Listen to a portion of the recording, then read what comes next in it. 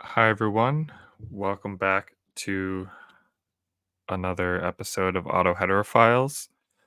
I'm here with Jack, an autoandrophilic individual, um, which is great. I always like to get more experiences from autoandrophiles because you guys are really underrepresented. And so, yeah, thanks for coming on the show today, Jack. Thanks for having me. Um, I was wondering, where would you like to start with telling your story? Um, I guess from we can kind of go childhood and go forward, if that makes sense. Yeah, sure. All right, yeah, like when did you start having any sort of experiences that you could now categorize as coming from autoandrophilia? Um, I would say like the earliest I can remember is age 4. Like I remember really wanting to be a boy at that age and comparing myself with my brother and trying to play with the boys in preschool. And I don't wanna oversell it too much because I did a lot of typically little girl stuff too, like, a lot of most of my actual friends were other little girls, and I played with dolls and stuff. But I, you know, really enjoyed playing with the boys and roughhousing and trying to prove how m ma like, that I was manly and I could compare to them. And then when I was about 7, I started, um, like, trying to like, I would introduce myself as a boy to people.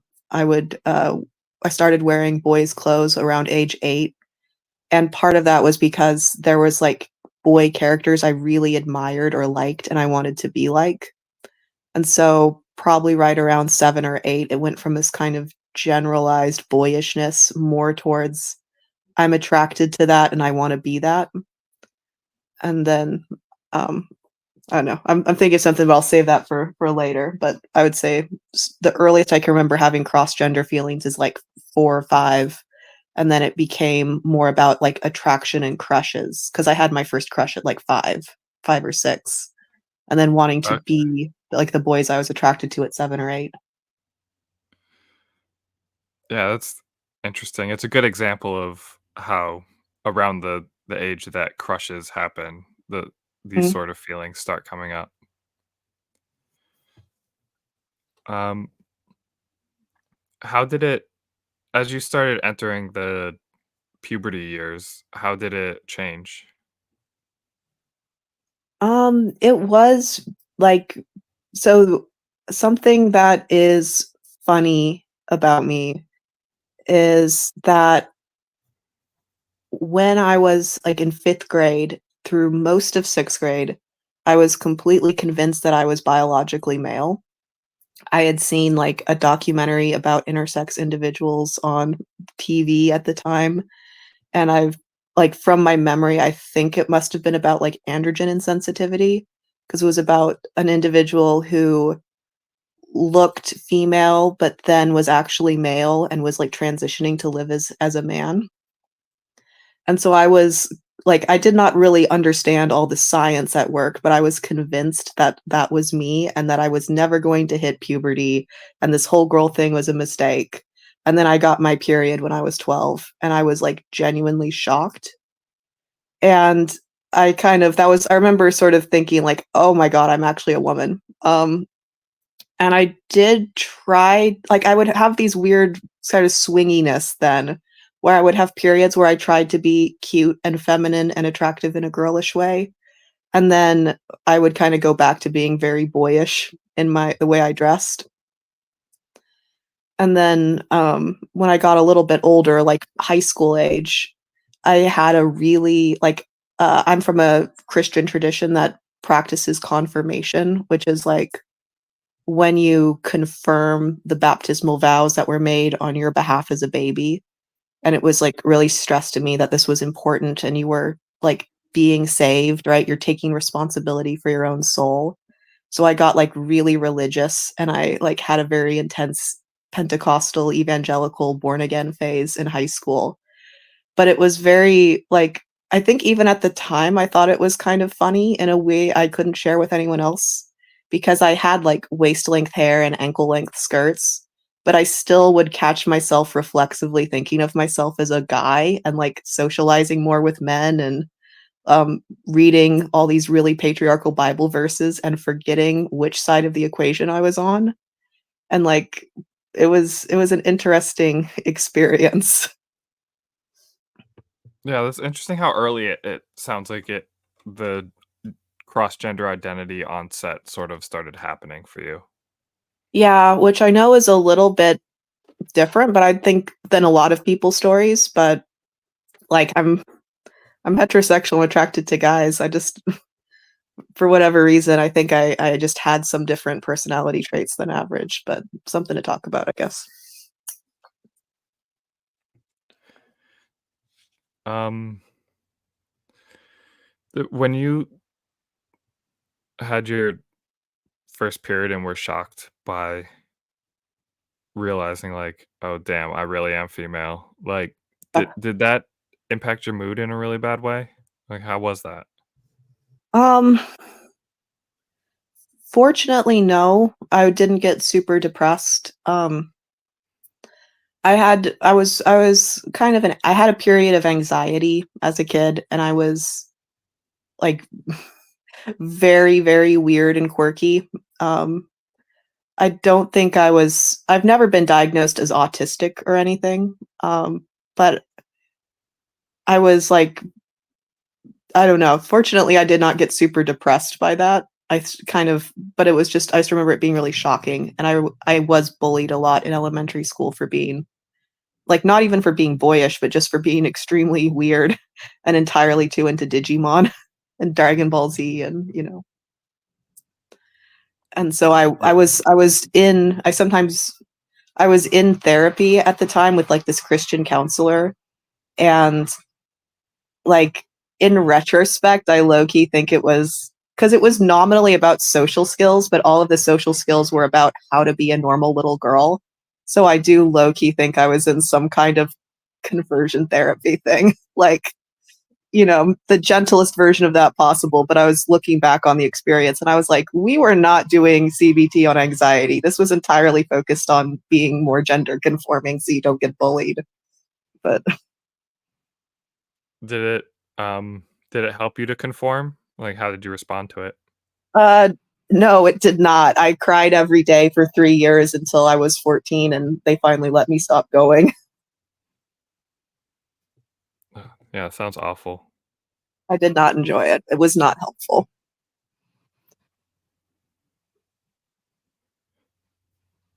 Um,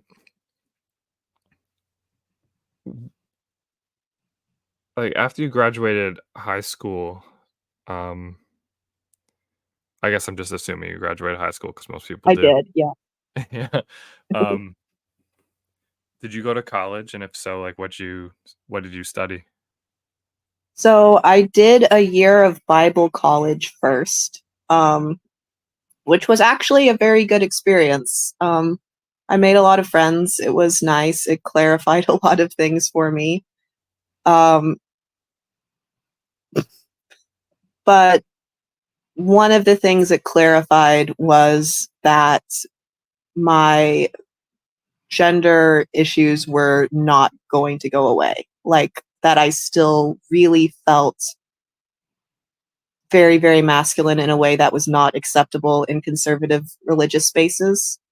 And so I came out as bisexual at the time. And I decided that I really wanted to, like, be a feminist now since I was leaving this very conservative tradition. So I went to the library when I got home and I, like, had Googled a list of radical feminist authors.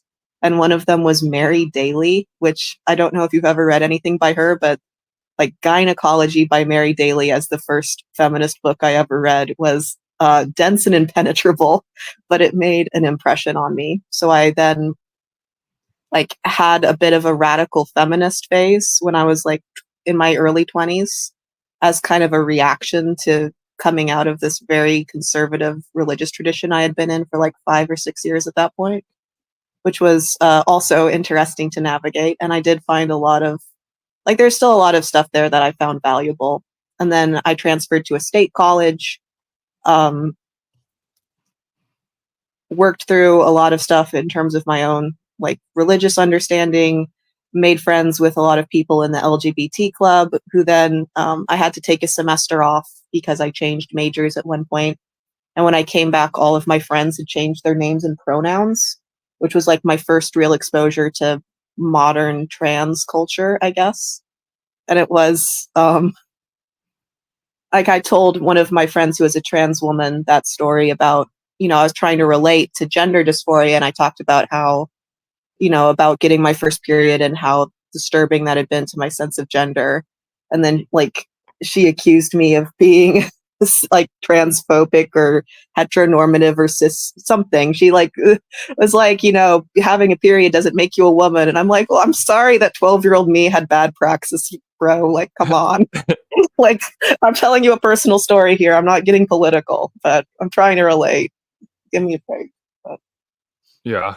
I and mean, I graduated. I worked for about 2 years, and then I went to graduate school to become a counselor. And so now, so that's, we can talk a little more about that. But that would be, I did go to college and had some experiences with the LGBT community in my small rural state college town. did those people that um you came back to school and then they all had different pronouns and such, do you Yeah. know if they like how many of them transitioned or how far they followed through on such things?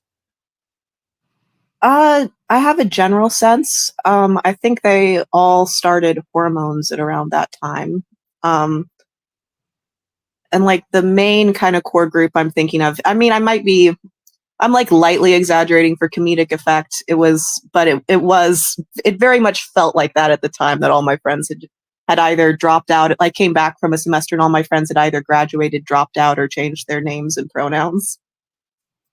And so, out of a group of like Okay. 7 people I hung out with on a regular basis, like 4 of them had started identifying as trans in the space of about 3 months and taking hormones to, so 2 trans women and 2 trans guys. And what if you were to guess, like, what do you think the ideologies of them are? So I think that I don't think any of them fit into like that sort of Blanchardian two type hypothesis. I think that there's like a third force in modern society. And so, um, back in the day on places like Susan's place, there was a lot of online conflict between the transsexuals and the transgenders, which kind of like and they were both united in their hatred of the transvestites. And as I identified as a cross-dresser for a long time because I felt like that. I'll get more into that in my personal experience, but I identified with the TVs and the war against the TSs and the TGs. But Yeah, I think that war's been going on for decades now. decades, literal decades. Yeah. Um, we should talk more about that. But I think, if we kind of transsexual and transgender, I think there's also the transgressives. Because like I don't know what pronouns or terms to use for this person, but we briefly dated. They're female to male. And in some level, I think that he would be like a homosexual transsexual because like he was kind of clearly someone who was exclusively attracted to females and had been very masculine from a very early age. But he really got a like I'm sort of thinking of him because he really got a kick out of pissing people off with his gender presentation. Like he'd go into the men's bathroom at the place he worked and do his makeup just to make guys who went in uncomfortable. And like the other Just a people funny were all like troll. that, where they would purposely, like, they wouldn't pick the bathroom that affirmed their gender. They would pick the bathroom that would piss people off the most. And so it was much more of a punk rock nonconformity kind of thing, using gender and sexuality as a medium rather than um, what we often think of as ideologies for transgender experiences, which isn't to invalidate any of that. They were all like the two male to female friends I had were married. They were married to each other, um, and so you know they were at least bisexual. But I don't. But they had very different experiences and presentations than you normally think about for that sort of experience. That was something that was much closer to autogynephilia, but they weren't particularly attracted to women. So it Right. was very complex. Sounds like they were like GAMP or T for T, basically. Yeah, Um, very much. Have you ever listened to a podcast by a nice person called Clementine Morgan? um, I haven't listened to it. I've heard of her because of Blocked and Reported. Yeah, that was Um, how I became acquainted. I listened to some of her episodes, but they were very much of the nexus, as she puts it. yeah. I mean, a lot of people are sucked up into the revolutionary movement. Um, Yeah, and I felt I don't know, I kind of stopped fitting in with them at that point, which mildly sucked, but I'm too much of a normie at heart to get involved in that sort of scene. it's for the best. Yeah, Um, back when I used to go more to punk shows, people would call me khaki core because I'd come straight from work wearing my Dockers and loafers and shit. So that's true nonconformity. that's what I maintained. Yeah. Um, you mentioned that you had a phase of being into radical feminism. I'm curious, like, what was appealing about it? I think it was a reaction towards um like I do feel a lot of like internalized misogyny, and I don't think that like misogyny made me trans, but I do think that it's a part of the context in which my gender identity exists and is formed. And in trying to like correct this and seeing that I have these feelings and recognizing them for what they are, but also like, you know, wanting to change in a lot of ways. I was like, okay, my problem is I hate being a woman. So maybe if I really love being a woman, I won't mind. And in some ways, I did successfully like interrogate and come to understand and be more aware of the misogyny I have and the misogyny in culture, but that didn't change my gender identity, you know? Right. Yeah. I So, was like, in curious my about that. naive yeah, sorry to interrupt, but it's just, like, in my naive sense, I assumed a radical feminist must be the most extreme kind of feminist and must love women the most, so that was why I sought out that. Yeah, I've noticed a pattern of um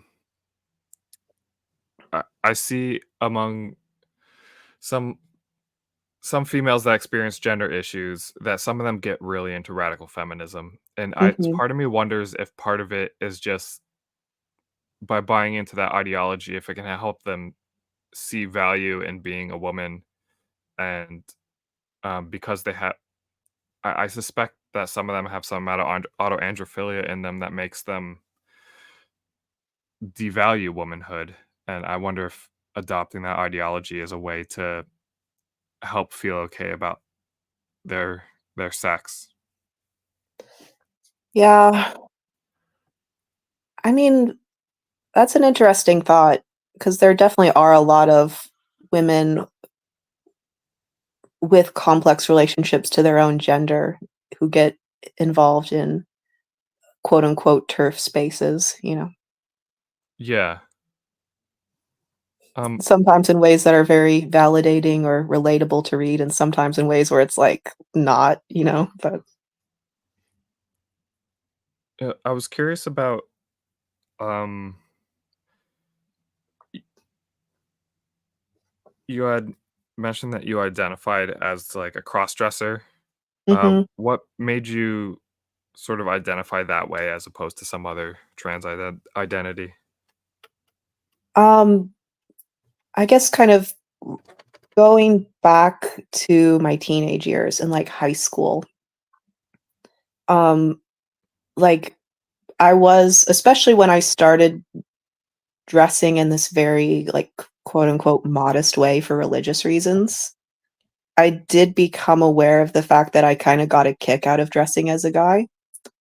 Um, and I actually really distinctly remember so this is the thing I thought of earlier, but I don't remember if I knew what autogynephilia was at the time, but I remember when I learned what that word meant, I was like, "Oh, like this." But when I was, like, 16, I went to a concert with my friend, and, there was, like, an intermission between the 2 bands that were playing, and so, like, she and I were sitting on the balcony talking or whatever, and I was trying to girl talk with her.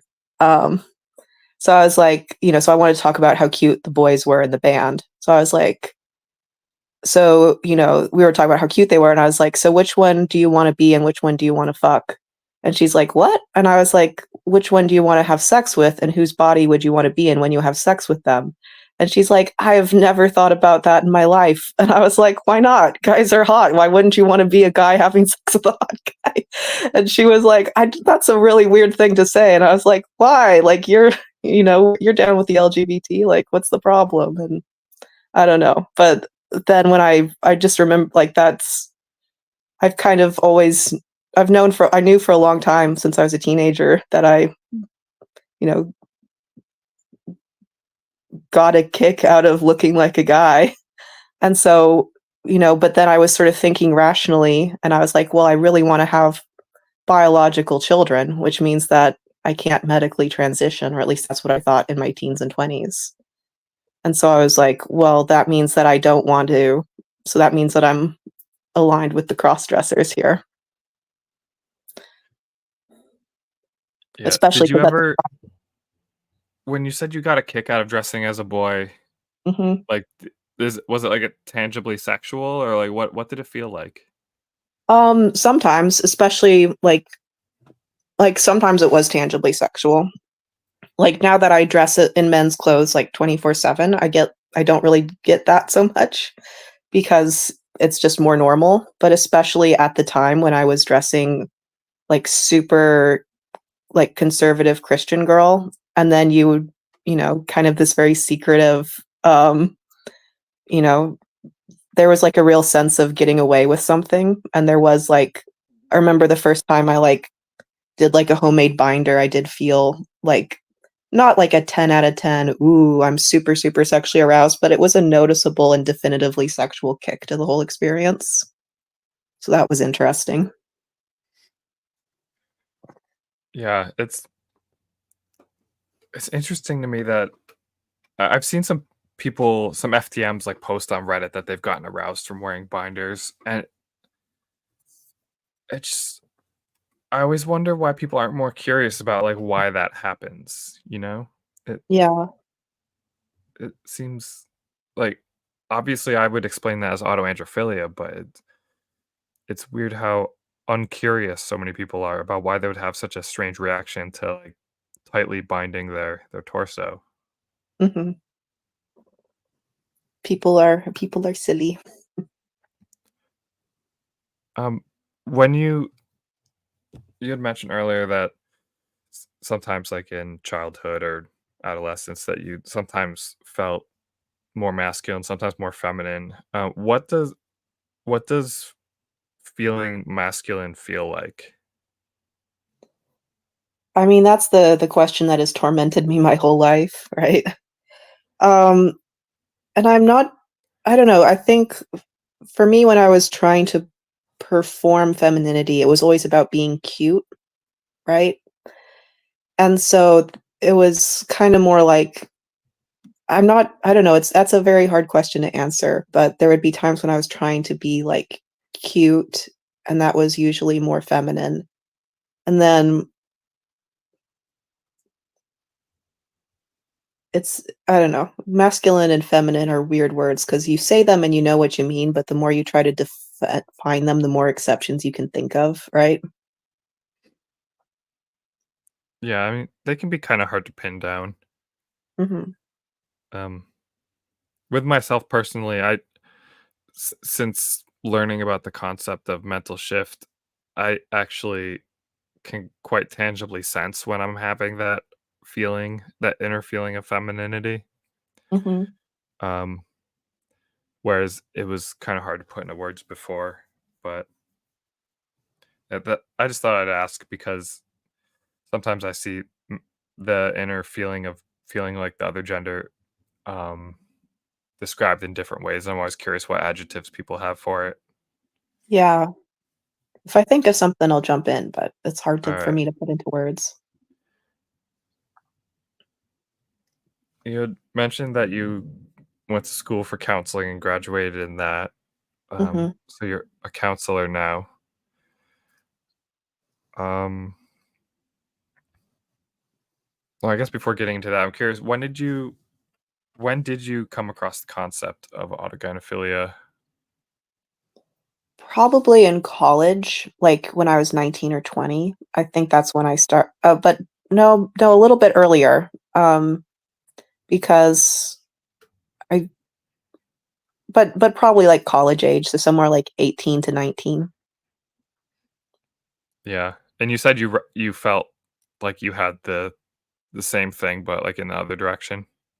Yeah, a lot of it was very relatable. It was annoying that there wasn't more written about the female experience, but I could kind of recognize myself in a lot of the descriptions.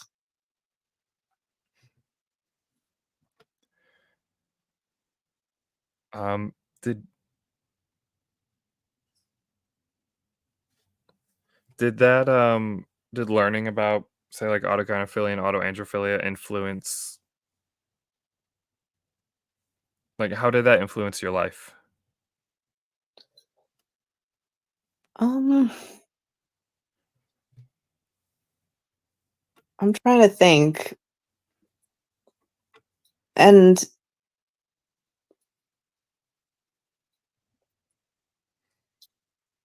funnily, it not in honestly, not in a lot of ways because it did take me a lot longer from that point to, like, transition, but it was just something that was, like, part of how I understood the trans phenomena, right, was w like, that was part of my knowledge that informed how I thought about these experiences when I was trying to make sense of my own feelings and what to do about them.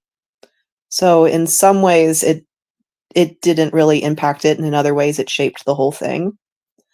Um, because like, I always kinda like, I did experiment in a sense with trying to date women because in a lot of ways, I think I would make a lot more sense if I was, um, like, a butch, but I'm just not that attracted to women, I'm much more attracted to men, so I kinda knew in these 2 types, I'm on this side, but then there's just not a lot of understanding or not being sure how to navigate that, um, and I think for me, a lot of it is very internalized and self-focused. So, like, I know what I like to think about and what I like to fantasize about, but how much that really impacts the way I relate to other people is harder to quantify. Do you know what I mean? Yeah. How has it impacted your dating? Like, Um, have you dated any men? some and briefly, but not very successfully. Um, most straight guys aren't attracted to me, and of the handful of guys where I really, like, click with them, where they are kind of into me and I'm kind of into them, like, they've all been gay, and so then I'm too female for them, and they're not, like, actually when it comes down to it, they're not actually sexually attracted to me because I'm female, which is then somewhat demoralizing. I would really like to have a partner to have that embodied sexual experience, but I find that a lot of men relate to me in a way that feels anxiety provoking or degrading, and so then I don't feel relaxed or trustful or attracted to them. Like, And so in a certain sense, it is more satisfying to engage in this kind of internal fantasy life than to be with a real person who inevitably disappoints me. But at the same time, I also feel very, like, lonely and sad because I would really like to have, like, a real person and to be in love. But it's very hard to feel like I can do that and be myself. Yeah, understandable. That's kind of the struggle with this sort of thing where often, you'll be attracted to homosexuals of the other sex, and then it's like, okay, well, they're not into you because you're not of the right sex, and then like it kind of ruins it with heterosexual relationships because then like say like internal boy is kind of out competing external boy, or at least like doesn't present nearly as many troubles. It's yeah, it's it can definitely be difficult. Yeah. With you had mentioned that you had started transitioning. Around what age did you do that, and what aspects of transition have you done? So I started taking testosterone this year in my early 30s. So there was a lot of buildup over the decade plus before then of kind of trying to build a life I was as happy with as possible without transitioning and trying really hard to date with varying levels of non-success, and focusing on my career. Um, and so I started taking testosterone earlier this year, and I recently lowered my dose because some of the changes happened a little too quickly for my comfort level, and it actually worsened my dysphoria. But I don't know. We're taking it slow. We're seeing how it goes.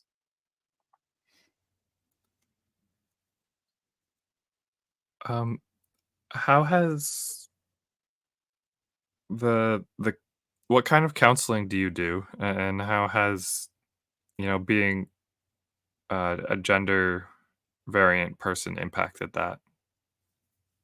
Yeah. So I'm a talk therapist. I'm mostly work with kids on the autism spectrum, although some of the folks I work with are young adults or adults. And um in a way I think that it's interesting because I work with a lot of rowdy boys, a lot of boys who um act out and to get into trouble and stuff. And so the fact that I'm like very boyish looking seems to help them relate to me in this almost like brotherly way. I get a lot of little boys guy talking me, which is an interesting thing to navigate. And then a lot of people I work with are also gender nonconforming. And so I think being somewhat gender nonconforming helps them feel safe talking about that experience. And then my understanding of the law in my state is that I'm legally and ethically required to work under my legal name. So I'm still, Jacqueline, she, her in my presentation to parents.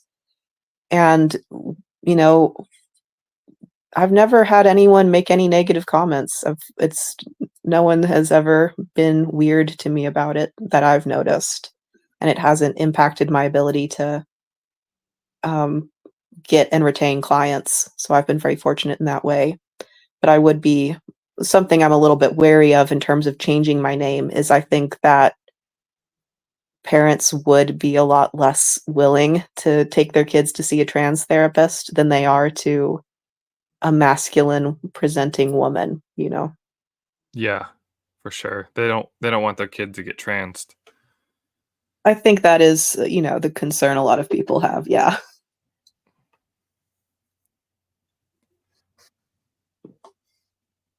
Has when you said you have a lot of autistic clients, so I imagine that a decent you've had quite a few that also have signs of likely being autoheterosexual. Um, how do you deal with those cases when they come up? Um, Empathetically, I guess, is the short answer, and very gently, um, because I guess I kinda know from personal experience it's not really something that you can change, you just want people to have less shame about it, and to also not rush themselves into any kind of changes that they might regret. So you want people to feel like it's safe to be themselves, but also not feel like they have to. I feel like we are at an interesting point in history where historically a lot of the shame was around being gender nonconforming at all, and so people felt the need to hide all of it. But now there's almost a sense of shame of not being gender nonconforming enough and not being really trans and having to prove it. So some of my younger clients have a very different kind of complex going on than I did growing up. And it's been interesting to talk with them about that, where the kind of the part of them that is still aligned with their natal sex and they feel ashamed of that part and not sure how to deal with it. Like, not queer enough? Yeah, like, I mean, the little Gen Z and Gen Alpha. Um, I was reading an interesting book, and it was written in the 80s, and it's mostly about the psychosexual development of heterosexual women. And it has a part in there where it's sort of talking about how gays and lesbians have a sexual identity, but straight people don't because they never have to think about it. It's just reflexive.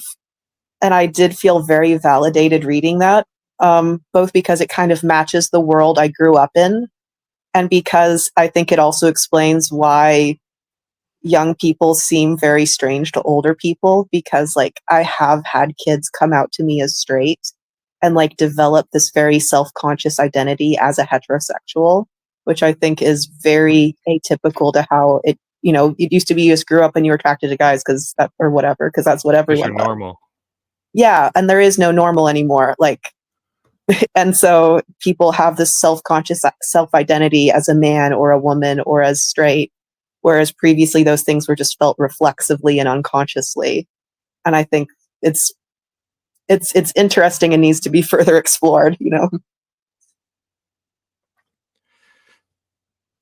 Yeah, that's gotta be so confusing to grow up as a kid now with, like, heterosexuality being, like, scrutinized, and also just everyone having so many different identities, and then everything being filtered through your smartphone. Yeah, like I think the hashtagification of the world where you have to there's this pressure to pick labels and stick to them very strongly, like not even in terms of sexuality and gender, but just in terms of like your aesthetic, your whatever core, and your Yeah. fandom you're in. Like there's all these ways that people label themselves and perform that role for the view of others rather than just being unself-consciously themselves. It affects even the cis straight kids in ways that are interesting.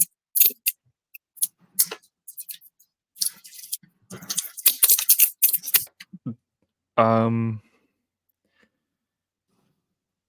you had mentioned Susan's Place earlier, and I was curious about your experience of being on that lovely website full of autogynephilic trans women. Yeah. What was that like? Like, what drew you there, and, like, what's some interesting things about it that you wanna mention? Um, so I think what drew me there was Googling trans people website in like 2009 or something. And like in trying to research what is trans and stuff, I somehow came across. I guess I must have. Yeah, maybe I was even younger when I first saw the term. Maybe I was 17, but I remember reading about trans stuff in secret in high school, and that was one of the websites I came across, and I kind of lurked. And it was very. I don't know. There was. I just remember. I just have a lot of funny memories of lurking and seeing all of the cattiness that was going on, and there was a small core of like female to males that I was more interested in reading the experiences of. But a lot of I'm not sure how I'm not sure how much I could actually say about that, but I lurked there back in the early internet and the late noughties, early teens, and it was just a very funny cultural moment. But it is like, I don't know, it is crazy. Like when you look back and you think about, like, do you remember Transstar? Like distinctly remember the switch from transsexual and transgender to Transstar to Oh, just the trans. asterisks? Yeah, yeah. I remember there was a few years of that. Yeah. And everyone's like, oh wait, this is a Boolean search term that makes us undiscoverable on SEO, so we got rid of that. But Yeah. Is that really why they got rid of it? yeah, because it screws up. If you do trans star, then you get anything that starts with trans, including transportation. So Right. Which was kind of what they were trying to do by they wanted it to be expansive, but it was a little too expansive.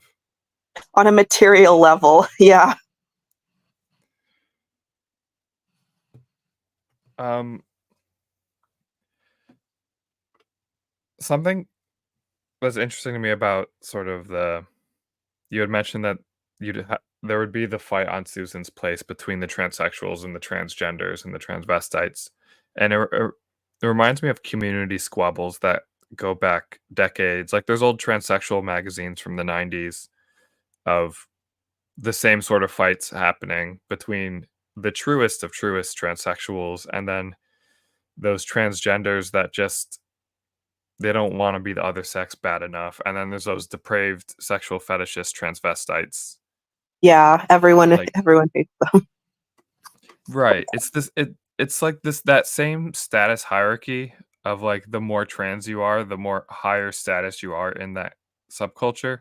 It seems to replicate across generations and regardless of whether it's in a magazine or a website or anything, I it seems like it comes out of the pathology of the condition itself to me. I think so. Like, and there's like this kind of purity spiral people get into where they really want to prove themselves and be understood, and they don't want any kind of bad or impure meaning impugned on them. And so I think because we live in a very kind of sex negative puritanical culture, then there's a denial of any kind of sexual element, homosexual or autoheterosexual, even though like, and I'm not even being like, and I think that that's something else I think a lot about is the way that like trans experiences are uniquely pathologized when most of them aren't. Like most of them have a cis counterpart. Um, and like people, like I'm thinking like Simone Boulevard and the whole, or people, one is not born but rather becomes a woman. Like you acquire your gender it to be cis as well. You just don't think about it as much because it matches your natal sex and it's affirmed by everyone around you. Yeah, could you speak more to that parallel? Um, Like, yeah, I just think that like you become cis and straight like by whatever process you become trans or queer. It's the same process by which you become cis or straight, and but you just that process is invisibilized because it's normative, and so it's not questioned.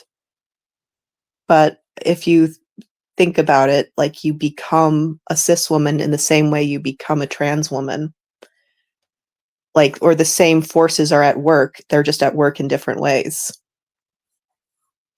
you're saying that it's something that you acquire through years of existing within a culture. Hmm. Like, in as much gender is a social construct, that means it's constructed socially for, like, I don't think it's 100% a social construct, but it is constructed socially. That is right. That's a key part of it. Yeah, a decent chunk of it is. I Yeah. I still in general I lean towards what is sometimes derisively called essentialism. Mm. And that's Um part of it too, right? Like it's not 100% one or the other. yeah. I still lean, like, just by default towards essentialism with regardless of the sort of trait people are talking about, personality, gender, whatever. It's so much of it is I mean, I genetic. think personality is a good example, right? Because you can kind of be born an introvert or an extrovert. Like, some babies are really alert and outgoing and curious about others, and others are more sociable or, more anxious or easily upset or, like, quieter and prefer to play by themselves. And that trait doesn't really substantially change across the lifespan. Like, a really outgoing baby, outside of some kind of severe trauma, is not going to become a super introverted adult. But, like, the context in which that baby lives and is raised and the experiences they have determine if their, extrovertedness is charming, sociable, like, social butterfly kind of little kid, or annoying, intrusive, too loud, talks too much to their friends in class kid. So the context in which your trait exists is social, but the trait itself is either genetic or is acquired so early that you can't really differentiate it from genetics. Yeah, that's a good way of putting it. Like, to a certain extent, you can predict with about 85% certainty which boys will be gay at age 3, which is way before any kind of meaningful attraction is present. But Really? there's still Is that studies been done on that? yeah, that's part of the whole study into the hormone hypothesis of homosexuality. They, like, measured babies' levels of testosterone and then followed them through early childhood and then into adulthood. And, like, the boys with the lowest testosterone were most likely to be gay, and the boys with the highest testosterone were most likely to be straight, and they could predict with 85% certainty who would end up in which camp, which Oh, is wow. garbage for a lot of science, but it's very good for psychological science. But at the same time, there's still a 15% error in there, so there's clearly more at work than just your hormone levels at 3 months, you know? Yeah. But No, those I'd be are curious to see if that's been replicated because that sounds like really powerful categorization of something that otherwise would be hard to tell. yeah. Now I'm wondering if, like, a parent could actually, like, if they didn't want their boy to be gay, if they just got their testosterone tested and then gave the kid testosterone. Uh, I That don't would think that'd be be an ethical, of unethical course. experiment, Right, yeah. I mean, it's I'm not saying it's ethical, but I'm always curious but about you what would is be curious. possible. Yeah, that would be interesting, but Um, what, you mentioned you started trying testosterone in the past year, and you've been on a lower dose because the effects were a little too quick and mm, impressive, so to speak. Um, what sort of, what led you to finally start trying transition? Was it just like that you're having trouble with relationships, or, like, basically, like, did all the, like, excuses fall away, or did, like, the desire finally get to be too much? Like, why'd you want to do it? it's definitely something I've struggled with for, like, several years. About, 5, 6 years ago, um, back when I was like, no, yeah, 6 or 7 actually, when I was in graduate school, I considered transitioning and changing my name then because, um, the paperwork would be a lot easier in terms of being able to practice, but I wasn't ready at that time, so I didn't. And,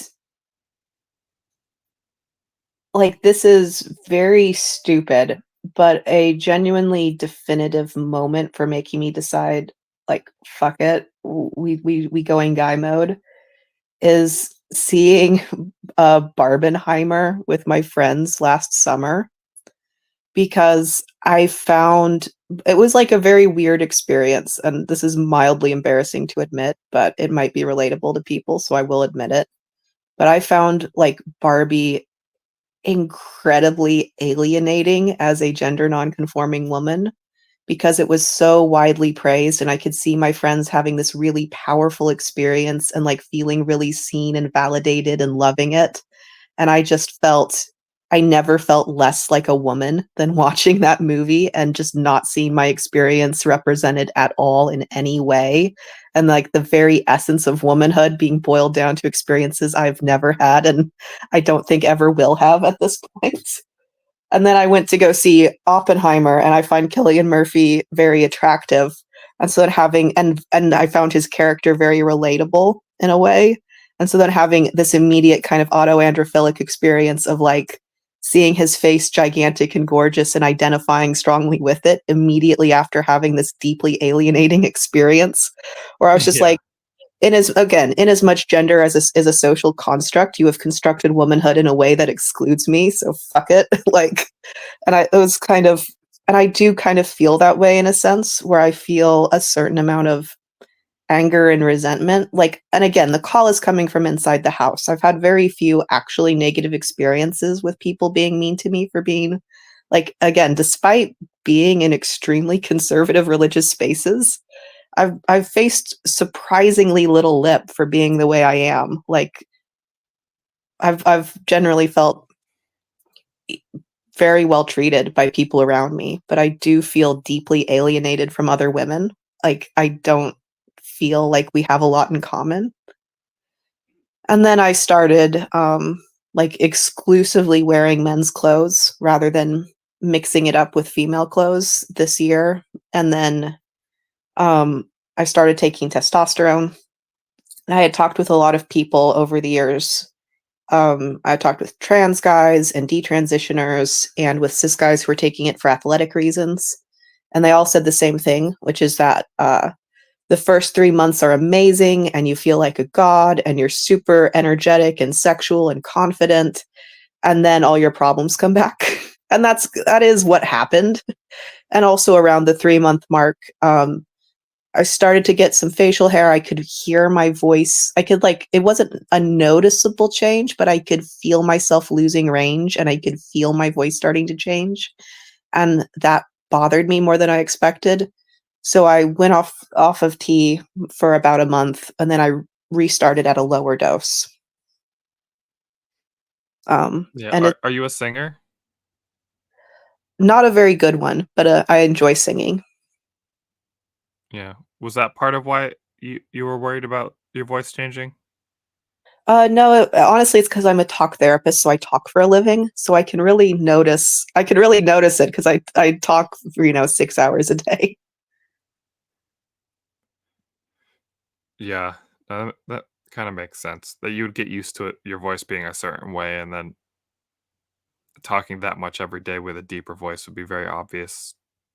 Yeah, and it's definitely one of the changes I was most wary of in terms of its impact on me socially. Weirdly, actually, when we, were doing our test run of this, like, listening back to my voice actually gave me a little bit of dysphoria because it's, like, higher in the recording than I think of it. And so then I was kind of, like, feeling more like I wanted my voice to change, so that's been something maybe my brain is warming up to, but we take it slow. We That's experience our gender in a subjective sense, it's all good. yeah. I mean, that's funny that you mentioned hearing your voice differently in recording. Like when I first started hearing my voice in recording, it was deeper than I heard it in my head. And Yeah, it's always a little bit different than you think, right? yeah. How with did any of your clients that you counseled, did they notice, did any of them make any remarks about your voice? No, thankfully. And I have had, like, 2 people clock me, which was very awkward, but, one of them was on my very first day as a counselor. I, like, walk in as, like, a little trainee, basically, and this girl just points at me and goes, "You're gay," and I'm like, "I don't talk about my personal life," and she's like, "I can tell by the way you walk," and I'm like, "The way I walk? What's that supposed to mean?" I And guess then you the watched Masculine. yeah. The other was a little, trans kid I work with, female to something, we'll say, who, That's how it is like these days. yeah, who was, like, you know, very aggressively told me to start testosterone, and I was like, "Buddy, I am on testosterone, you don't even know. You don't want me to bring my you don't want me to bring my issues into the room, kid." Like, Right. but You're like, "I've been thinking about this stuff longer than you've been alive." yeah, but that's not a helpful thing to say to someone who's figuring out their own Obviously, yeah, identity. Yeah, I've had some people tell me like, "Oh, you should, like, specialize in LGBT issues," but I'm to be, like, slightly terrible, to me, that's like saying, "Oh, you're a recovered anorexic, you should work with people with EDs." And it's like, yeah, I've had life experiences that mean I can relate to folks, but I still like, I'm only just really starting to not get to, like, have peace and a sense of certainty and certainty in my self-identity. Like, I don't wanna just trigger myself all day for a living. That would be awful. yeah. When you have, like, when you have a gender variant client, and how do you, um when you talk to the parents about it, how do you go about explaining it to them?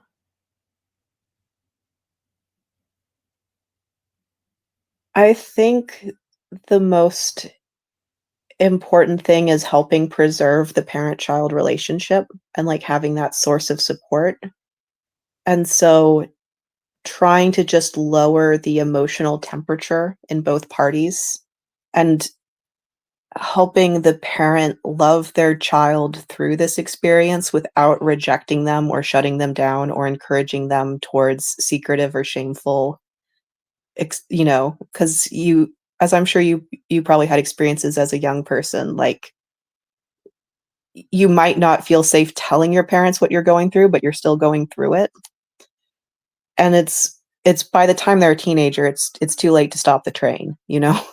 Like, you can try to help them navigate it and have peace with it and not be self-loathing, and that doesn't necessarily mean, like, fully transitioning in your teen years, but just trying to, A, help the kiddo work through what's going on and figure out a way to be themselves that maximizes their happiness and safety, and helping the parent not get so caught up in their own feelings that they can't that they project their own feelings and judgments onto their kid rather than actually hearing what the kiddo is going through. Because I think in either direction, either the parent wants to completely stop the process, which is usually not possible, or occasionally they, like, look further ahead into the future and start thinking about, like, hormones and surgery before the kiddo is even thinking about that kind of thing. And it's like, you don't like, that's just not helpful for anyone. You just have to be present with them where they're at and, like, not read adult meanings into their words and just kinda understand, okay, they're figuring out who they are, and so how can you be present with them and be someone that they trust and can share this with rather than someone they're keeping secrets from. Yeah, I think that's good advice, and it also seems to line up a lot with, on, say, like, the Gender a Wider Lens podcast. You got, I haven't listened to Sasha. them, that might be good. Yeah.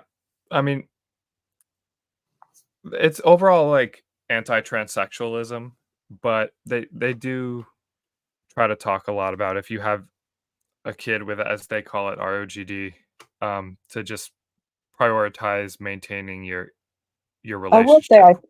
I will say I think that, ROGD is a slightly different beast than, like, the kind of kiddos I'm thinking of, um, but, like, that's more in line with, like, when I was a teenager, it was cutting, and there was, like, a teen pregnancy contagion, and, like, there There's, like, are the transgressives you mentioned.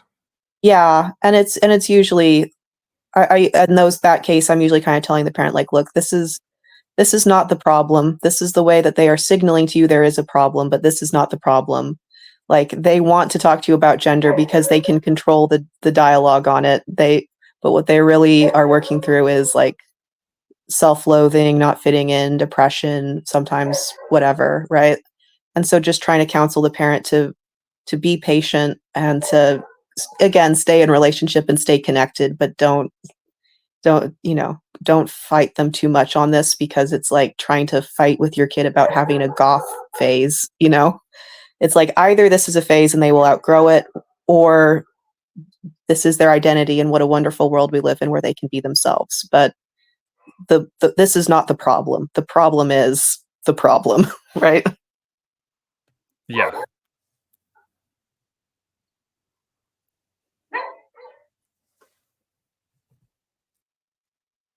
Um, where do you foresee um your transition plans in the future? Have you thought of that? Yeah, I really go back and forth on whether or not I want like top surgery because like in a lot of ways I do.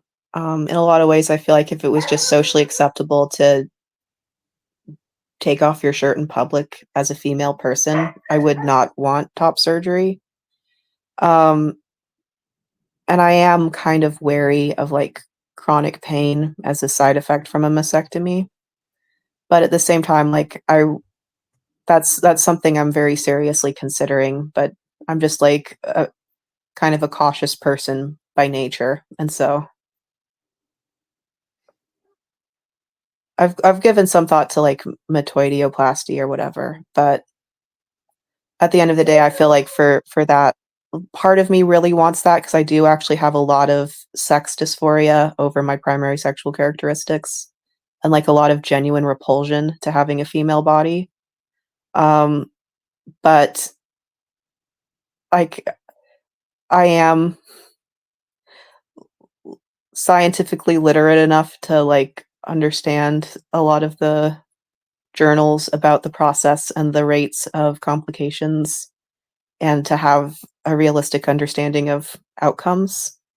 And like as far as metoidioplasty goes, I'm like 2 inches would be my minimum in terms of feeling psychologically satisfied. And that is the best possible outcome. The average is under, like, it's 1 inch, 1.5. It's like, just over 2.5 centimeters. And so I'm like, that would be in some ways psychologically worse than what I've currently got going on. So I'm very wary about, but then if you go for a full phalloplasty, you have a much higher rate of complications. And it's, just kind of a, are you familiar with a company called Transthetics? No, but tell me They're about them. they're they specialize in like female to male prosthetics, and they've got like the guy's dream is to build like a a very realistic prosthetic penis that you can like wear 24/7 and will be like the ultimate 4-in-1 device. So I don't know, we're manifesting he gets the angel investing fund from an eccentric transsexual he so desperately needs to make this a reality, I guess. Do they already have products, or is this just a They dream at have this point? they have real products, but a lot of them are just variations on like STP and whatever. But he's got like a dream product he's been prototyping for a few years, but is too expensive slash impractical to actually manufacture. So Yeah, I still I do have a lot of trust in the transsexual population that there's enough of them that are motivated enough to make the dream happen, that there are definitely going to be some impressive advances in either prosthetics or surgeries in the coming decades. we manifest. Yeah, putting the man to manifest.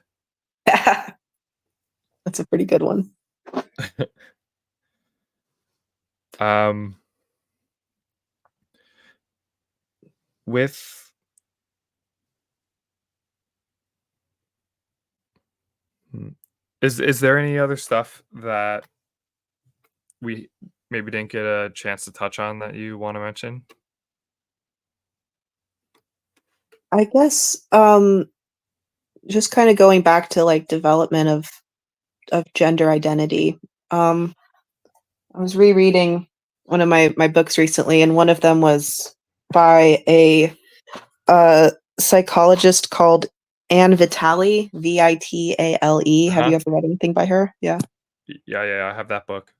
Hey, I really like her use like, the way I kinda understood her thing is that there's overt gender nonconformity and covert gender nonconformity. And, like, I like autoheterosexuality to capture the part of this that intersects with sexuality and gender. Like, I feel like that captures a lot of my sexuality really well, but I liked her use of the overt and covert gender nonconformity for capturing the other piece of it. And I'm curious, like, for the audience, she kind of writes about her experiences working with trans women in the '70s and '80s, and she uses kind of a modified version of Blanchard's two-type hypothesis, but she calls it much more neutrally, like group 1, group 2, and group 3 would Yeah. be the autoheterosexuals. But then rather than labeling that, she kind of talks about groups 1 and 2 as being overt gender conformers, and group 3 as being covert, where there's, like, kinda solitary like, it's not like you're one of the boys or one of the girls, but you're engaged in this sort of solitary fantasy-driven play, and you don't feel like you don't fit in, and these feelings are present from a very early age, but it's not until you're older that you have kind of the crisis that leads to transitioning, which does mirror my own experiences in a lot of ways, where I put a lot of work into trying to navigate the world as a very strange kind of woman, and it wasn't until I had kind of maxed out doing everything I could to be happy that I was like, "Okay, let's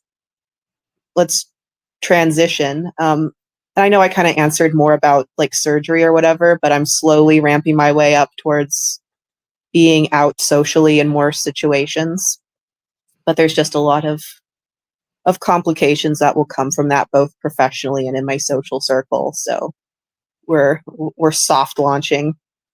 But Right. I liked a lot of her writing, and I felt like that description really captured a lot of the experience of, like, you have this internal hidden gender crisis that isn't always apparent to the outside world until you reach a place where the misalignment becomes intolerable.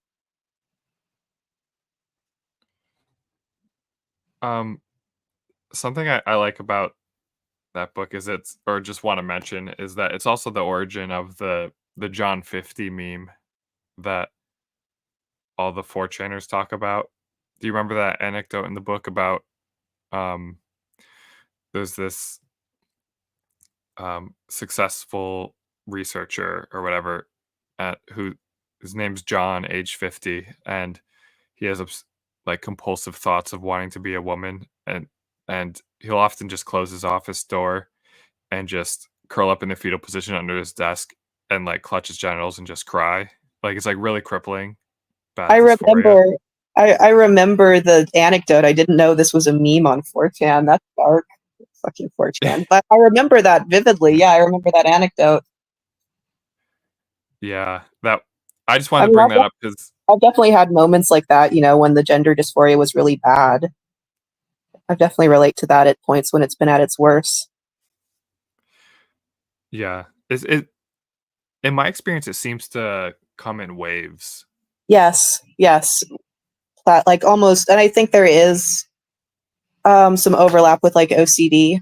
Like, there probably is some overlap with it in terms of, like, what's actually happening on a neurological level, because that's also a disorder that comes in plateaus, where it'll be really bad for a period of time, then get better, then be really bad, and then get better.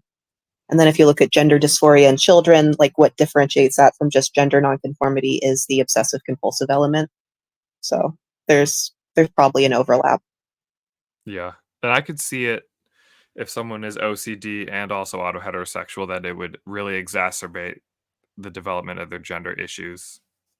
Yeah, actually, that's something I didn't talk about when we're talking, but I again, I'm not sure I was ever diagnosed, but I definitely struggled a lot with intrusive thoughts and compulsive behavior in my teens and 20s. It's gotten a lot better as I've gotten older. But there was definitely a time in my life when I was really, really struggling with like disturbing intrusive thoughts and um, like various compulsions related to that. And how did that impact your gender dysphoria at the time? Um, that's a good question. I mean, I imagine some of the thoughts of just like not being right and kind of getting stuck on that was related to the same thought process. I also had a lot of preoccupations about, like, especially in my early teens, a lot of my preoccupations were about like being sinful and going to hell and like being suicidal because I was like so sinful. But it wasn't for any rational reason. It was like very just obsessive compulsive. Um,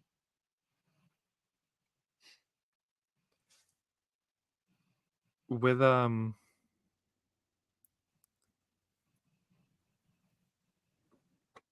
I was thinking of closing up with a sort of question that I often ask at the end of these interviews, which is like, what would you want the autoandrophiles in the audience to know? um,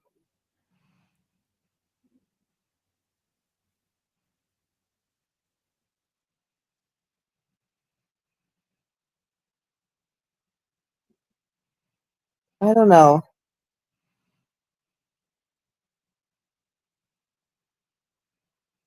Would it help if I phrase it a different way? Maybe. Yeah, I guess Oh, this wait, sort of before we question. Yeah, sorry, before we close out, I guess my one other person I'm curious for your thoughts on is Avgi Sakatopoulos. Are you familiar with her and her writing? So no, shout out for the audience here, Avgi Sakatopoulos. She recently wrote a book called Gender Without Identity. Um, that's like very psychoanalytic, but it's a very good look at gender development beyond both the born this way or the totally driven by life experiences camps. And it's one I've been reading interestingly, and she wrote a really good case study on working with a 5-year-old trans girl and called Mourning the Body is Bedrock about gender dysphoria that I found really helpful. So I don't know. Shout out for the audience slash just was curious if you had read her at all. yeah, I haven't, but I might look into that. The title sounds quite interesting because I often think of identity as such a trap that people get Yeah, stuck in. that's kind of where I've settled in mine is like trying to think too hard about whether or not I'm really a man or a woman was like maddening. And so now I do put my gender in the eye of the beholder and I'm just me and people can gender me however they want. And my hope is that that increasingly aligns with the masculine end of the spectrum because that's how I see myself. But thinking too hard about it just makes me self-conscious and miserable. And I just want to be unself-consciously masculine and like just be myself reflexively without putting myself through the lens of how I see myself or how others see me.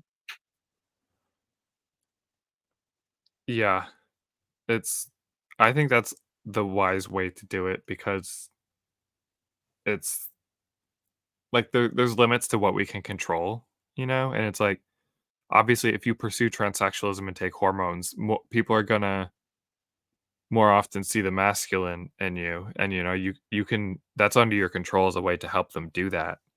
But it's Yeah, also it's like yeah, doing it that way doesn't require you to tell anyone they have to do any particular thing. It'll just like organically happen. yeah. And then I guess the one other thing I was thinking about as far as like the experience of like autosexuality in a sense is like it is interesting talking with folks on both a personal and professional level about it. And like you said, like there's like commonalities in the condition across gender and it's like both male to female and female to males want the same thing and they see it in the other gender. And, like, the one thing I'm kinda thinking about is the need for emotional understanding and validation.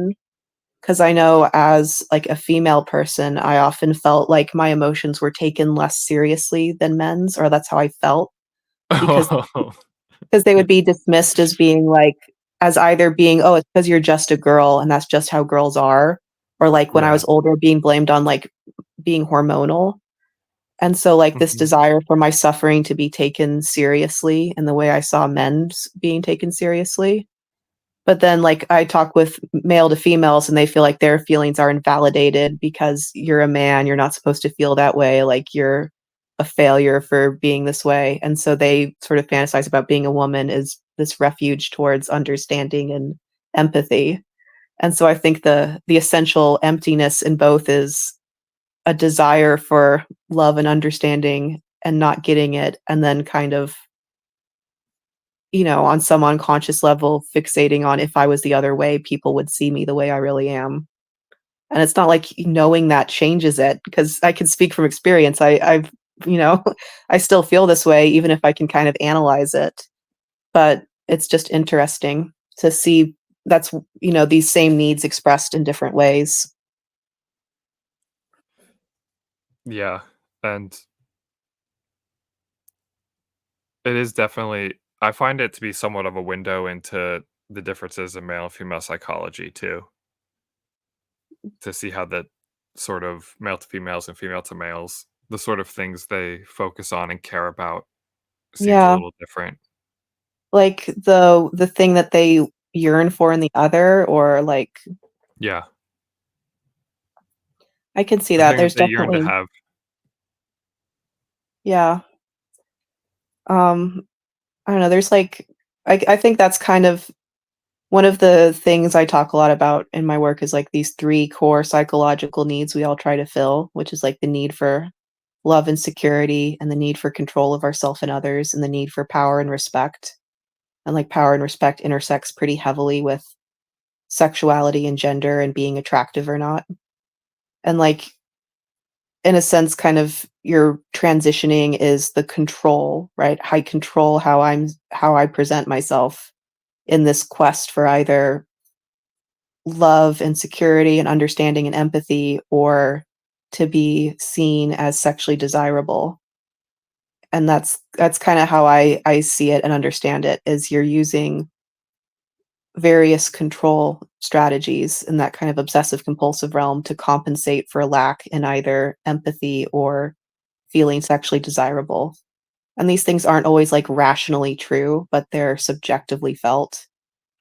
And again, understanding that doesn't necessarily change them, but it does make it easier to deal with. And that's kind of that's the self understanding I've come to, and something that seems to help the people I talk with work through what they want to get out of transitioning.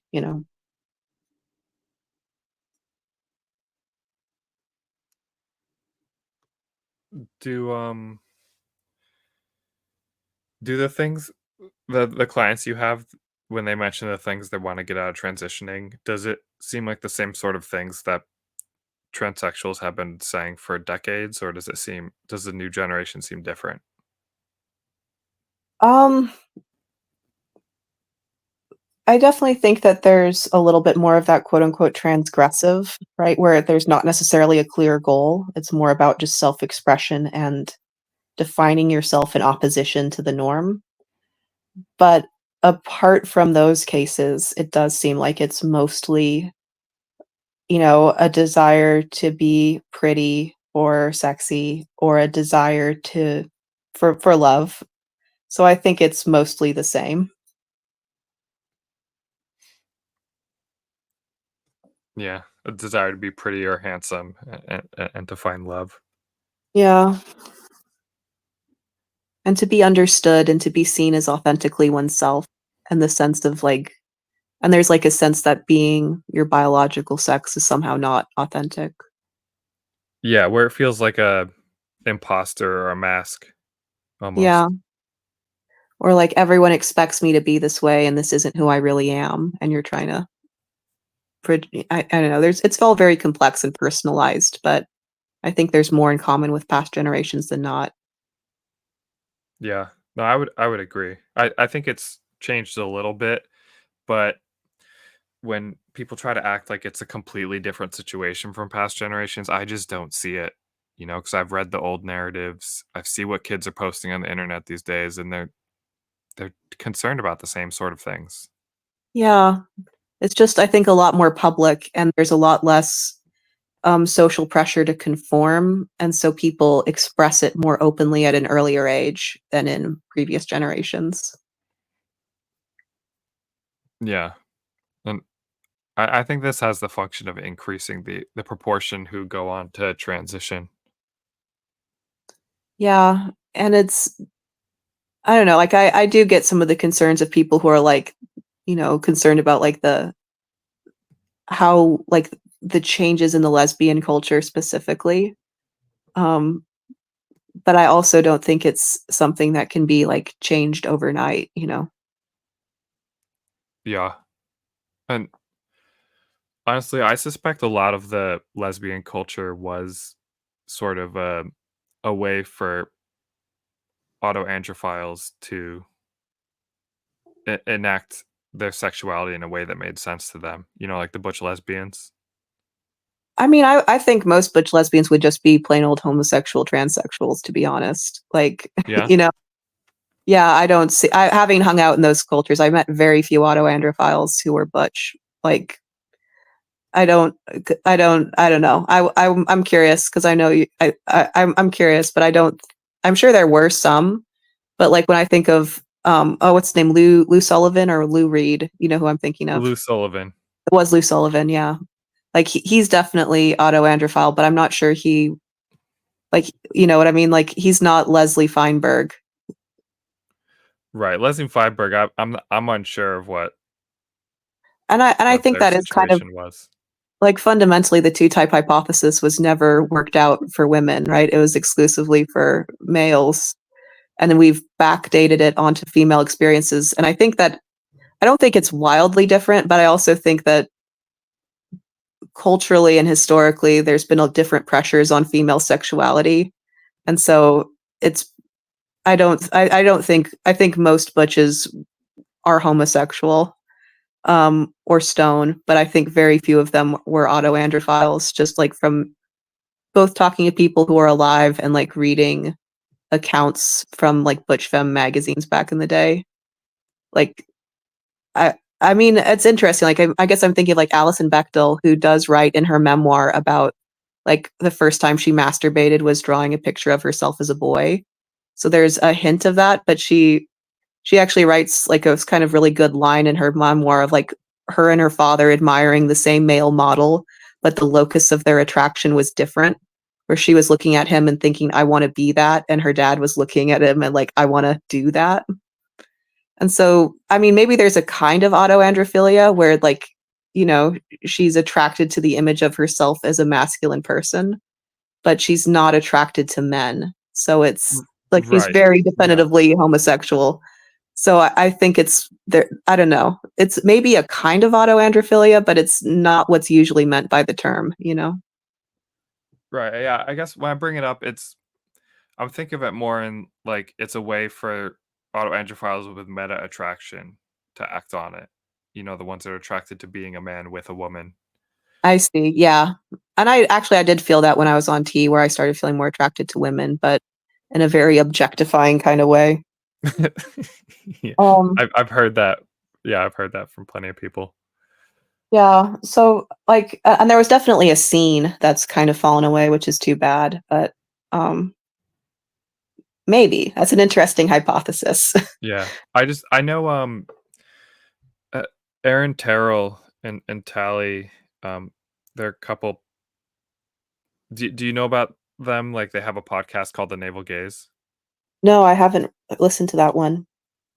Yeah, they sort of, like, talk through the autosexual theory stuff, just trying to talk through it and reason through it to make sense of what they're seeing in the gender scene. And I I think they personally seem to lean more towards the idea that the butch femme thing was that the butch was like a socially like a social outlet for autoandrophilia that otherwise there wasn't really outlets for it, and so a lot of autoandrophiles found themselves living as butch lesbians. I mean, maybe, but I don't know. I guess as an Yeah, autoandrophile who knows a lot of lesbians and autoandrophiles, I'm like, that doesn't entirely track with my experience, but I'd be curious to learn more about their theory and stuff. yeah. No, I mean, I thought I'd just bring it up because, um, And I definitely think that that's like an under-researched part of like autoheterosexuality is the different ways it can present. Because I think that like not all people who experience it go on to transition, kind of like you're talking about. And so right, yeah. I would be curious about people for whom it's entirely internal and people for whom it intersects with conventional heterosexuality and people who I would be really curious at trying to define some of the different ways that people experience it, you know. Yeah, and I do love categorizing things, so I'm sure I'll get around to that. Yeah, I don't know. Um, is is there any other stuff you wanna mention before we sort of close out? I guess the one other thing I was thinking about is just the loneliness. Like that's something I think a lot about is just the loneliness of the condition and just like I'm I don't know, it's something I feel a lot and something I'm always curious about if other people feel. And I'm always kind of curious about how much of it is like I'm lonely because of the condition or loneliness made me develop it. But I always feel very like cut off and misunderstood and have difficulty like I don't know. That's just something I feel and wanted to talk a little bit about is just the loneliness of being trans in this really idiosyncratic way. Do you mean, loneliness just in, like, a romantic sexual context or more broadly just Romantic and sexual, but then also broadly, right? Like, just feeling like I said, like, I sit in a room full of women and I'm the only one like me, which is really lonely. And then but I also am not 100% at home in male spaces. And then, in trying to find partners or being understood by people, like, there's just this really deep, persistent sense of being misunderstood and not being able to connect or people like, just it goes pretty well, but then it just doesn't go anywhere. I don't know. So, just feeling that's kind of a sadness I have that feels important to talk about in this context. yeah. Do you feel like there's like, it sort of diminishes some of your drive to find partners? No, but it does make it harder to trust.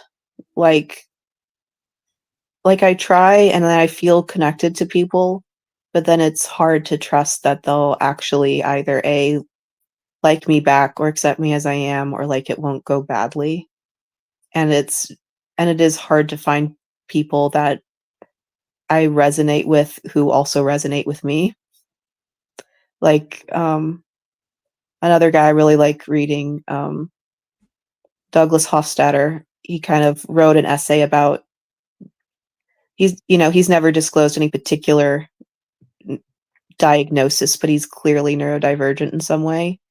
And he Yeah, clearly, yeah. Yeah, and he writes about, like, how it kind of feels like everyone's going through life with, like, this radar that pings when they meet someone on the same wavelength with him, and he's got a 1%, only 1% of people in the world he's attracted to, and then he has to find the of those 1% who actually pings with him, and so finding his wife was like a 1 in a million, and it took him until he was 40, and they were, like, instantly really drawn and clicked, and then she, like, died of breast cancer a few years into their relationship, and he wrote an essay kind of about navigating the world as this in that way. And I sometimes relate to that where it feels like the window of people I relate to is very small, and then the window of people I relate to who relate to me is very small. and it's just very hard to be on this different wavelength from the way where you're kind of, the the common word is androgyne, but the beautiful world is epicene, and I kind of relate to the word epicene, you know? That's a vocabulary word I like, where you're Yeah. neither you're both male and female and kind of neither at the same time, but then it makes people have a hard time categorizing and knowing how to relate to you. I think there's definitely something to what you're talking about with it being hard to find mates, and I think part of it is it's as a sexual minority, it's like compared to being a convention like a regular heterosexual, it sort of diminishes your dating pool greatly. And then a hard part about this is how so much of it is invisible and Yeah, like it's and then even beyond just the sexual compatibility part, which already really limits the matchmaking, it's like then you also have to have line up all the other stuff that's important in a relationship, like actually just liking the person and liking talking to them. yeah, and then the thing I'm also curious about just in terms of etiology is, like, the overlap with trauma, which a again, shout out is the essay I'm in the middle of is Sakatopoulos talking about the way trauma shapes gender development in both trans and cis individuals. Um, but, like, I know for me personally, um, both of my parents experienced trauma in childhood, which impacted their ability to be fully present in emotionally fraught moments, which then impacted my attachment. And then I, um, had some, like, low-level sexual trauma that was reinforced throughout my life. Um, and then, so, like, I suffered a genital injury as a baby, which is not sexual abuse, but, like, a baby doesn't necessarily know the difference, and I do kind of remember it because I was, like, just shy of 2 years old when it happened, and it's a very upsetting memory. And then, like, being examined as a kid by my pediatrician was, m you're naked and a strange man is, like, touching you and asking you questions and looking at your genitals. In any other context, that would be a felony, so I think I'm allowed to be Right. upset by it, you know? Yeah. Clearly, I'm not accusing my pediatrician of anything, but I'm just saying on a subjective level, that was I think that's part of it, and then I was exposed to pornography at a very early age, which was, like, gay male pornography, and it's not, like again, on the grand scale of sexual traumas, it's not that bad, but it was disturbing, and it did disrupt my latency in a way that I think impacted my sexual development negatively. And then, you have the normal bumps and bruises of adolescence, where unwanted sexual contact or unwanted sexual comments. And I can see how all of that led to a lot of anxiety in being in sexual contact with people and probably reinforced an autosexual orientation, for me personally, but I don't know if that's common, and I also don't know how causal. Do you know what I mean? Like, this is something that happened and it's a part of my story, but I don't know if I am autosexual because of it or if I was always gonna be autosexual and that just reinforced it. And that's something I ponder, Yeah. I and I usually wonder if lean other towards thinking the autosexuality itself is Mhm. inborn, but then, like, whether you develop gender issues in relation to it has more to do with life experience. Yeah, I think that's probably true in terms of, like, your essential traits of being quote unquote "masculine" or "feminine" is inborn, but then how those are interpreted as gender, is social. Well, it's just like it would, you know, like someone could have an internal attraction to being a man, but then also those annoying comments, unwanted comments during puberty and adolescence could also say like make such a person be more aversive to being female. Like it could contribute to like the autoandrophilia could make them feel that way kind of begin with, but then those life experiences could just exacerbate it. Yeah, and I don't know, I do feel a very strong, like, sense of attraction to wanting to be male and really enjoying the thought of being a man, and, like, I do have a lot of dysphoria over being female if I think too hard about it. And it's interesting that even in trans spaces, a lot of, like, females don't experience dysphoria or don't talk about it. And I don't know. It's like, "Yay, I get to be alienated even in this space. Yippee, yippee." But I don't know. Pavos. We get through it. Yeah, it's kind of hard to find your place in today's um, sexual minority scene, so to speak, or gender scene. Like, have you are you in contact with any autoandrophiles, like self-aware ones? Some, like, kind of on Discord, and then, like, I know of people, and I definitely know other female to males, but, um, I don't know. It's hard to find people to talk about this sort of stuff with. Yeah, it definitely is. I'm hoping to change that though. Yeah.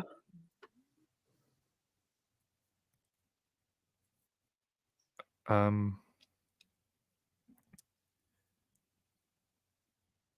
yeah, is there anything else you wanted to mention? I think that's everything. I don't know. We have the vague sense of anxiety as we try to remember. I made a little list of thingies that would be good to talk about. Um, but I think we kinda talked about development and then teenage years and loneliness and stuff. And then I gave a shout out to the some of the stuff that was very helpful as I was reading and trying to understand all this. So, and I've been thinking on your question of what do I wanna say to other autoandrophiles, and it's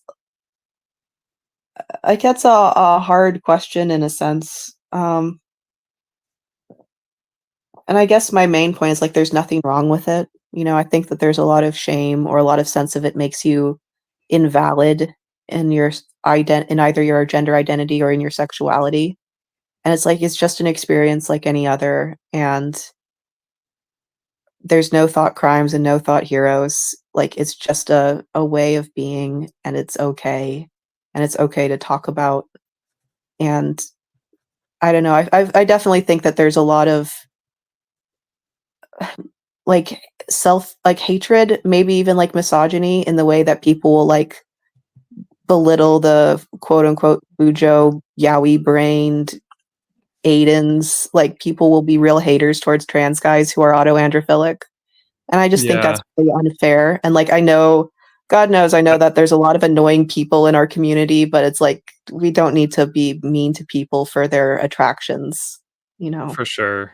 Yeah, I think that hatred is mostly generated from autogynephiles that are envious of people being born female. Yeah, or and it seems like there's, like, a mix of that and then people just being, like, females being disgusted by sexual deviancy in females, I guess, but Yeah. Whereas, like, as an autoandrophile, it's like it seems like strictly a matter of good taste to have multiple men involved, right? yeah, but I guess that's the same thing, like, with, with why guys like lesbian porn or whatever, right? It's because there's 2 hot chicks, and then if you're the surfer's like, "Well, why couldn't I also be the hot chick with the hot chick?" That's exciting. I don't know. It's the same phenomena, right? Which I don't see Yeah. why that's a problem. It's as long as you're not I don't know, like, what's there's nothing evil about that. Yeah. I don't see the harm of Fujos. I think they're fine. Yeah, who hasn't liked some tasteful yaoi in our day, you know? I mean, Right, I will of say that course. there even within there's some differences between people who, like, you know, sometimes, like, I don't know, you seem pretty online, but I don't know how familiar with, like, the fan fiction trope of ABO, which, or as I like to call it, Freud was right, and this is all just, like, penis envy and castration anxiety and women being eroticized. Um, What is ABO? oh, good lord. So it's a fan fiction trope called Alpha, Beta, Omega, where it's like, what if men were women, but they were even more oppressed in a sexy way? And it's like and they went into heat, and they were dirty little sluts who had to be fucked silly and impregnated. And it's like crosses over with then, like, It just is a big mashup of a lot of very popular kinks for women. Um, and it's kind of very much like what if men were women? And it's this like I don't like it at all because it's this super eroticized heterosexuality that's all about like male dominance and shit in a way that I find not my cup of tea. But it's probably related to autoandrophilia for a lot of women because it's very much like what if men were women in a sexy way, like, or maybe rather what if women had penises but they were still oppressed in a sexy way.